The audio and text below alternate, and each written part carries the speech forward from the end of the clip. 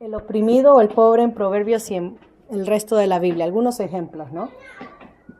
Y empezamos definiendo lo que es el pobre, como la Biblia lo presenta, que lo presenta como personas que dependen del sustento diario, dependen de otros para el sustento diario, de las cosas básicas como comida, vivienda o vestuario, que es como la Biblia define al pobre. Y vemos que el pobre sufre discriminación en nuestra sociedad, en las personas y aún en la misma iglesia, la discriminación que se le da a las personas que no tienen. Hay diferentes causas de la pobreza que ya estudiamos la semana pasada. Una de ellas es la vagueza, pero no se da tanto énfasis, o sea, a la persona que no le gusta trabajar, no se da tanto énfasis en eso, pero eso es una de las razones de la pobreza. La otra que da la Biblia y se enfoca más es crisis económicas, enfermedad, pérdidas financieras, guerra, hambruna, y el más importante es la opresión o la injusticia, que es una de las grandes causas de la pobreza. Y piensen en países o en gobiernos cómo crean más pobreza por la injusticia en la misma política, ¿no? Y la opresión que va de arriba hacia abajo. Ya leímos algunos pasajes de Proverbios y se puede resumir que es mejor ser pobre, íntegro, temeroso de Dios que ser rico, arrogante, presuntuoso. Es como define Proverbios. Ahora vamos a ver qué es lo que Dios decretó en su palabra acerca de los pobres. Porque según Deuteronomio,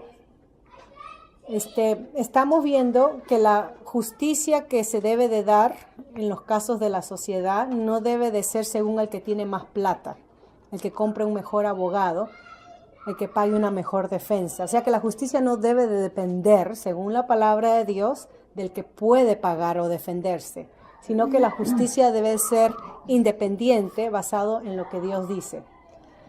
Ahora el diezmo, acá entra el tema del diezmo. Porque como ustedes saben, el 10% que es el diezmo que se traía a Israel, cada tercer año el diezmo pertenecían a los pobres, según la ley de Israel. Cada tercer año tenían que recoger la gente 10% de toda su ganancia, ganado, y venderlo y sacar entonces el 10% en dinero, y eso servía para mantener al pobre cada 3 años, a las viudas y a los huérfanos. Eso está en Deuteronomio 26:12, que dice: cuando acabes de pagar todo el diezmo de tus frutos en el tercer año, el año del diezmo, entonces lo darás al levita, el que ministra, el levita, el sacerdote, al forastero, al huérfano y a la viuda. Forastero es al extranjero que moraba en las ciudades de los judíos, ¿no? De los hebreos, y a la viuda, para que puedan comer en tus ciudades y sean saciados. Levítico 27, Números 18, Deuteronomio 12, 14 y 26 son pasajes que hablan que cada tercer año todo el diezmo iba al pobre. Podemos hablar después lo que eso significa para la iglesia si es que estamos imponiendo el diezmo en los miembros. Y si queremos seguir el tema del diezmo, tenemos que seguirlo en su totalidad, y eso incluiría que cada tercer año el diezmo tendría que ser derivado a los pobres. Eso sería parte de la enseñanza del diezmo si es que enseñamos a nuestros miembros a diezmar. El diezmo del año. De todo el año, cada tercer año, cada 3 años, todo el año, todo el diezmo que se recolectaba iba a la ayuda de los pobres. Es decir, que no era la iglesia, era para los pobres. Sí, que incluía al levita, o sea, al sacerdote, al huérfano, a la viuda y al extranjero que moraba. Y esos son los pasajes para que lean en casa que hablan explícitamente de eso. Miren lo que dice Deuteronomio 14, 22, 29. Cada año deberás presentar sin falta la 10ª parte de todo el grano que tu campo produzca. Este es anual, ¿verdad? Y esa 10ª parte de tu grano, de tu vino, de tu aceite y las primicias de tus rebaños y ganado la comerás delante del Señor tu Dios en el lugar que Él escoja como residencia de su nombre, para que aprendas a temer siempre al Señor tu Dios. Si el Señor tu Dios te bendice, pero el camino es demasiado largo y te queda lejos llevar esa 10ª parte hasta el lugar donde el Señor tu Dios escogió para residencia de su nombre, entonces venderás esa 10ª parte y con el dinero en la mano te presentarás en el lugar que el Señor tu Dios te ha escogido. Con ese dinero podrás también comprar todo lo que desees, vacas, ovejas, vino, sidro, cualquier otra cosa que tú desees, y lo comerás delante del Señor tu Dios, tú y tu familia se regocijarán. No desampares al levita que habita en tus ciudades, pues ellos no comparten contigo ninguna propiedad. Cada 3 años cumplidos sacarás todo el diezmo de tus productos de aquel año y lo almacenarás en tus ciudades. Como los levitas no comparten contigo ninguna propiedad, podrán entonces venir y comer hasta quedar satisfechos, lo mismo que los extranjeros, los huérfanos y las viudas que hayan en tus ciudades. Así el Señor tu Dios te bendecirá en todo lo que hagas. Entonces, esto es importante, el diezmo. Recuerden que Israel era una sociedad teocrática y el diezmo era una especie de impuestos o taxes, lo que nosotros pagamos acá en Canadá, ¿no? Que el gobierno te saca. A diferencia de nuestro sistema en donde el gobierno te saca los impuestos de tu sueldo, acá en la palabra de Dios, Dios manda que la persona dé. No es una imposición donde viene el sacerdote y le quita el dinero. La persona, como ofrenda a Dios y obediencia a Dios, tenía que dar de su voluntad a Dios. Y parte de ese dar estaba relacionado con comer, regocijarse, comer con aquellos que no tienen. Dios te ha bendecido, ha llenado tu mesa, entonces invita a aquellos que no tengan a comer contigo. Eso era parte de dar holocausto, sacrificio, era una comida familiar o en la ciudad, ¿no? Era parte del diezmo que se hacía y entonces incluía la idea cómo podremos comer y dar a Dios en sacrificio cuando el pobre está siendo desamparado. Ese tiene que ser incluido. Pero ese pobre no tiene que dar, no tiene comida que traer. Entonces la idea es, bueno, tú dale a ese pobre, tú alimenta a ese pobre. Entonces se puso en la ley de Dios que cada 3 años, todo el diezmo del año, de las vacas, animales, sidra, como explica en detalle, tenía que ir al sustento de los pobres, las viudas, los huérfanos y el extranjero. Son 4 listas que dice. Y así pueden seguir leyendo Deuteronomio 15. Y la idea es que reconocemos que Dios es el que da, no nosotros. Nosotros no producimos porque trabajamos mucho. Dios es el que nos da la salud para poder trabajar. Dios es el que nos da el aliento. Dios es el que nos da los recursos para poder trabajar. Entonces, al dar es una forma de reconocer a Dios. Es la idea. Y es el mismo principio del Nuevo Testamento cuando ofrendamos o ayudamos a los demás, ¿no? También es para no endurecer nuestro corazón, según Deuteronomio 15, cuando ayudamos, dice, así no habrá entre ustedes ningún mendigo. O sea que si Israel seguía la ley de Dios, no tuviera que haber pobres entre ellos. Porque el Señor tu Dios te bendecirá abundantemente en la tierra que va a darte en posesión. Cuando en alguna de tus ciudades, en la tierra que el Señor tu Dios te da, alguno de tus compatriotas se encuentre necesitado, no endurezcas tu corazón ni aprietes el puño para no ayudar a tu compatriota pobre. Al contrario, abre tu mano con generosidad y préstale lo que le haga falta. En tu tierra nunca faltarán menesterosos. Por eso yo te ordeno que abras tu mano y ayudes en tu tierra a tus compatriotas y a los pobres y a los necesitados. Y así entonces hay bastantes pasajes que ustedes pueden seguir leyendo sobre el ayudar al pobre. Significa servir y adorar a Dios. ¿Okay? Adorar a Dios no solamente significa ir a la iglesia y cantar salmos o himnos.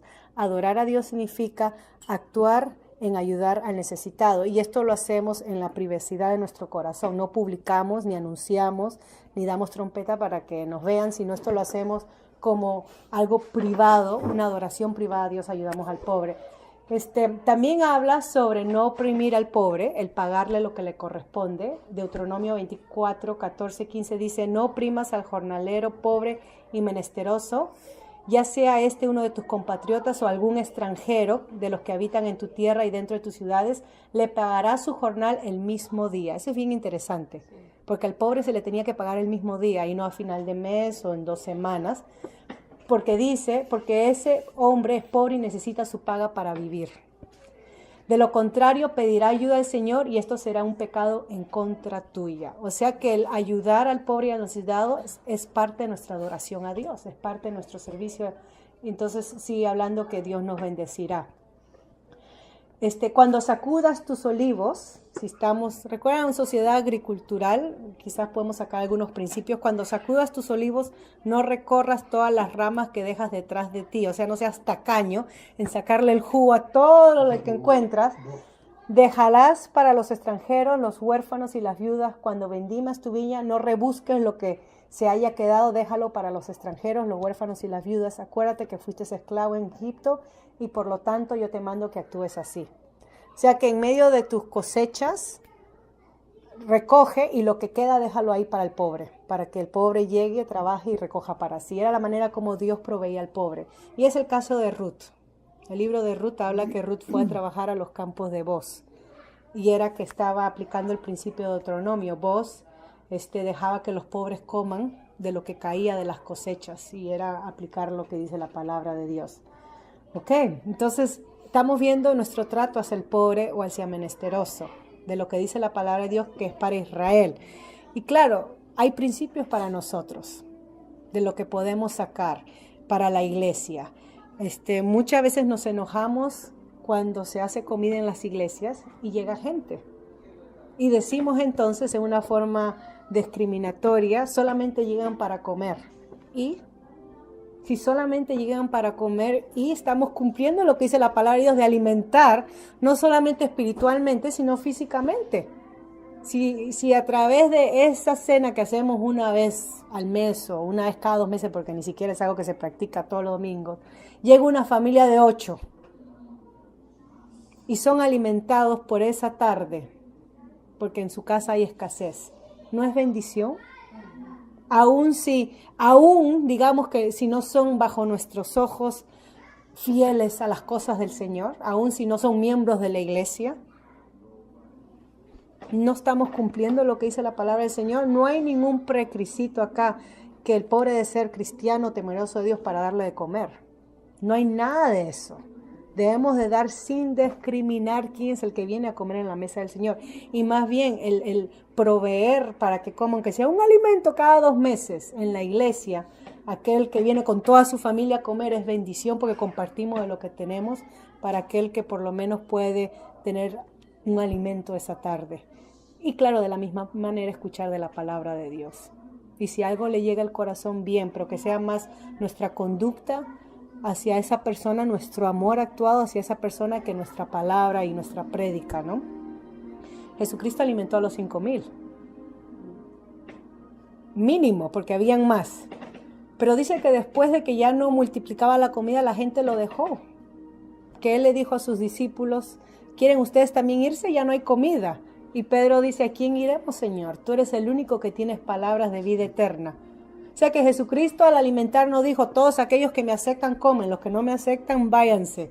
Él alimentó a las masas y esa es la misión de la iglesia.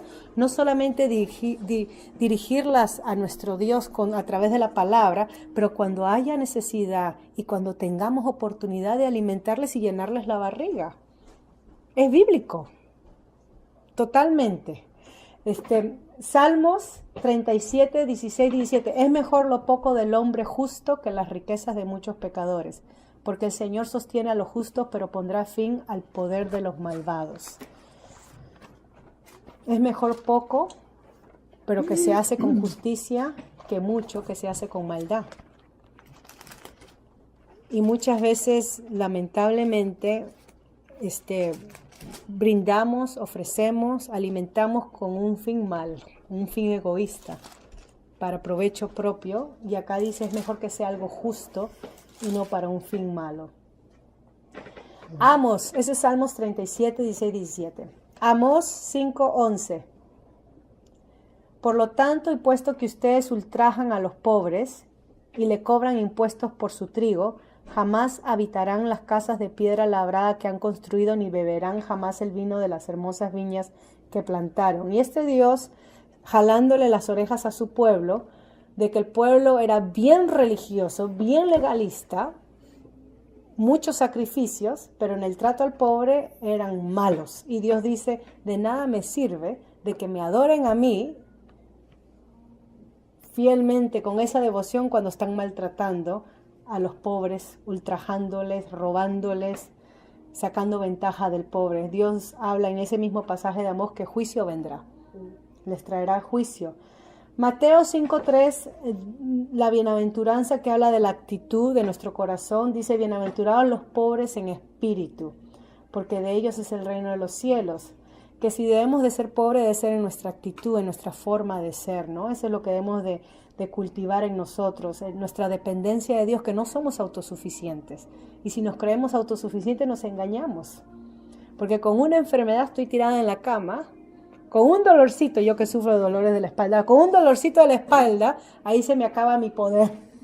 No somos autosuficientes, somos muy frágiles y debemos de reconocer siempre nuestra necesidad de Dios. Y dice que hay bendición cuando hacemos eso. Mateo 8, 19 al 20, cuando se les acerca un escriba y le dice: Maestro, yo te seguiré a donde quiera que vayas. Jesús le dijo: las zorras tienen guaridas y las aves del cielo tienen nidos, pero el Hijo del Hombre no tiene dónde recostar su cabeza. Y muchos, lamentablemente, han creado una doctrina que nuestro Señor Jesucristo era rico, financieramente hablando, porque tenía un tesorero, comía, proveía a los pobres. Piensan que nuestro Señor Jesucristo, donde viene la doctrina de la prosperidad, era rico, tenía una casa, etc. Pero los evangelios nos muestran que Él era pobre y dependía del sustento de otros. Y otros eran mujeres. Lucas nos habla que el ministerio de nuestro Señor Jesucristo era apoyado por el financiamiento de mujeres, que eso era algo humillante en una sociedad machista y patriarcal, que tú financies tu ministerio por mujeres. Bueno, eso es lo que Lucas nos dice. Y Judas cargaba la bolsa. Entonces cuando este escriba le dice: yo voy contigo donde tú vas, Jesús le dice el costo de seguirle. Yo no habito en palacios, ni tengo templos, ni iglesias, ni sinagogas donde dar mi mensaje. El Señor Jesucristo, por donde iba, por los caminos, en las casas que les abrían, ahí se quedaba. Estamos dispuestos a contar el costo de seguir a nuestro Señor Jesucristo, que no debería de ser riqueza. No debemos de estar en el ministerio de Dios por el dinero, porque entonces, en un sentido, distorsionamos el ministerio de nuestro Señor. Debe ser por amor a Él y no por lo que Él nos da o lo que podemos obtener. Muchas veces se pierde este mensaje hoy en día, ¿no? En los salarios exuberantes, en los beneficios, en todo lo que se da, y no nos damos cuenta que el llamado es una forma básica de vivir, si estamos en el ministerio, ¿no? Okay. Según de Corintios 8:2 es el ejemplo de la iglesia de Macedonia, o las iglesias en Macedonia. 8:2. Las iglesias en Macedonia eran pobres, una de ellas Filipos, la carta de Filipenses. Y es interesante porque cuanto más pobreza hay, más generosidad hay. ¿Se han dado cuenta? Uh-huh. Y es algo que yo he experimentado en países como en nuestro país, en Perú, en Cuba, que en medio de la pobreza la gente quiere compartir y a uno le da pena o vergüenza, ¿no? Pero cuanto más necesidad hay, más quieren compartir lo poquito que tienen. Y es una realidad con esta iglesia de Filipos o los macedonios. Según de Corintios 8:2 dice: cuya generosidad se desbordó en gozo y en ricas ofrendas a pesar de su profunda pobreza y de las grandes aflicciones por lo que han estado pasando. Es como que si la misión en Cuba mande apoyo acá para los obreros acá en Canadá. Es una cachetada, ¿no? Que ellos hagan una ofrenda para apoyar a un hermano acá en necesidad, y uno diría: no, al contrario, ellos necesitan. Pero eso fue el caso de Filipenses, de la iglesia de Macedonia, los hermanos en Filipos, que eran pobres, y ellos lo que dieron ejemplo en ayudar al apóstol Pablo, y las otras iglesias ricas se hacían los locos, no aguantaban la ofrenda. Gálatas 2:9-10. ¿Y cómo reconocieron la gracia que me había sido dada? Jacobo, Cefas o Pedro y Juan, que eran considerados como columnas, nos dieron a mí y a Bernabé la diestra en señal de compañerismo. Esto fue al principio cuando Pablo se convierte, para que nosotros fuéramos a los no judíos, o sea, a los gentiles, y ellos a los judíos. Solamente nos pidieron que nos acordáramos de los pobres, lo cual también procuré hacer con diligencia.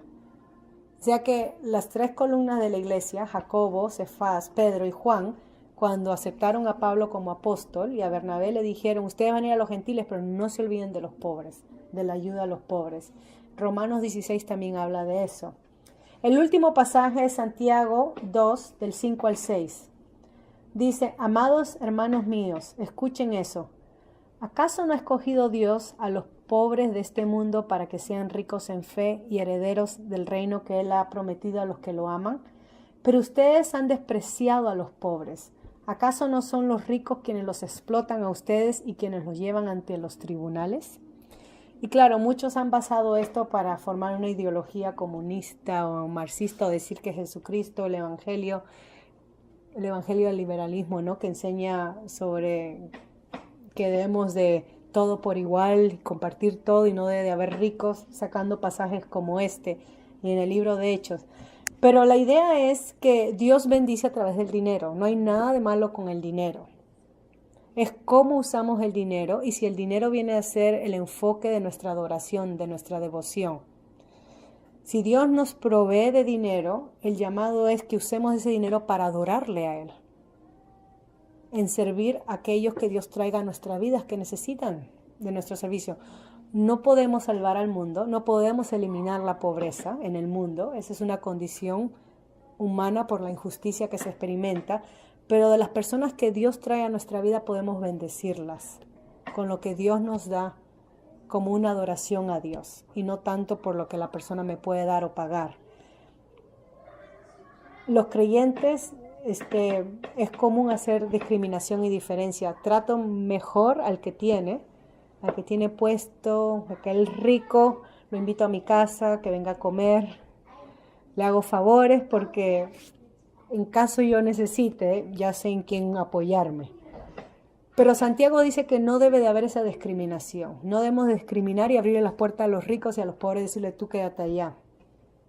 Totalmente lo contrario. Debemos de ser iguales y amar a ambos por iguales. Y nuestra condición que para entrar al reino de los cielos es una condición de pobreza en donde aceptamos nuestra condición espiritual de que por nosotros mismos no podemos ser salvos, que necesitamos de Dios. Entonces, esa es la enseñanza a modo así general sobre lo oprimido en la Biblia, lo que es, siempre va a haber gente con necesidad, siempre. ¿Okay? En Cuba, en Perú, siempre va a haber pobreza. Pero por esa condición no nos debemos de desanimarlos en no ayudar lo que el Señor nos permite ayudar, porque nosotros no somos Dios para solucionar problemas. Pero si en obediencia hacemos lo poquito como ofrenda para Dios, entonces Él sabrá multiplicarlo, como los panes. Unos cuantos panes y unos cuantos pececillos, Él lo multiplicó y alimentó a más de 5,000. Y Él puede hacer lo mismo con lo poco que nosotros damos, lo multiplica. Entonces no se trata de cuánto damos, sino cómo damos y con qué actitud lo hacemos. Y siempre mantener que la misión de la iglesia sí está basada en predicar el evangelio, en hacer discípulos de Cristo, pero también en vivir lo que es ser un hijo de Dios, que es el mismo llamado de nuestro Señor Jesucristo, que es dar libertad a los cautivos, bajar la opresión a los que están oprimidos, ayudar a los que están atados y no pueden económicamente. Tenemos en un sentido una misión social también. Es entera, espiritual, social, física. Porque nuestro Señor Jesucristo en Santiago 2, él mismo dice, si vienen hermanos y están desnudos, y le digo que el Señor te bendiga, voy a orar para que el Señor te provea, Dios te bendiga, y le cierra la puerta, dice, la fe sin obras es muerta.